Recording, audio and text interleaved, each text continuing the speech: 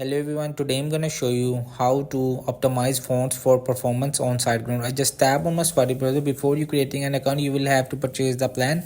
And if you want to buy the premium or subscription of SiteGround, please go through the link in description and you will get a referral code from me. And after you will logging your account, here you will see the SiteGround optimizer fronted optimization. Make sure that all the settings you will may turn on.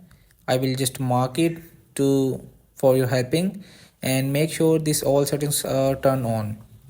Preloading fonts can improve website performance by preventing layout shifts and flashes of invisible text. However, preloading too many fonts can have a negative effect on your site. So make sure you will turn on these all settings to get speed up. So hope this video helped you. Please don't forget to like and subscribe and get notified for more videos.